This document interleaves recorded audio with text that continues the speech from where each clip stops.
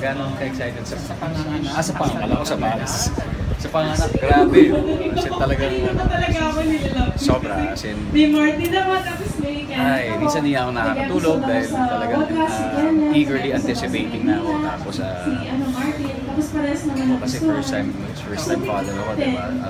Alam ko, it will change my life. And mas nagkakaroon ako ng gana to do stuff. Actually, parang ito, mas nagkakaroon ako ng passion to get involved in things like this because of that. Okay. So, may mga questions lang kami. Mga jumble words na namulaan mo about talks about baby, mga ganyan. Papapakita mo lang ng ganyan po. Ay, ano ko dyan? Diaper. Mukhang diaper. Oh, sorry. Ano lang ito mga chance?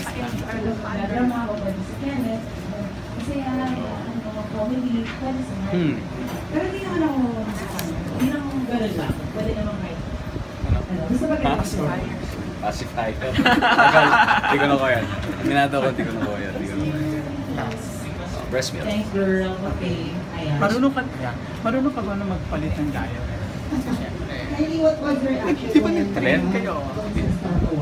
Pag-aaralan niya. Okay. But ano naman advice mo sasabi sa mga fans ni Maya excited, looking forward to the pangalan? Yun, syempre pagdasal niya po siya na maging safe yung kanyang delivery. And I'm sure naman once that she has regained back everything that she needs, babalik at babalik siya. Syempre, hindi pwede mawala si Judge M. Okay, dong last na lang. Since di ba very in ang Aldab, so ay parang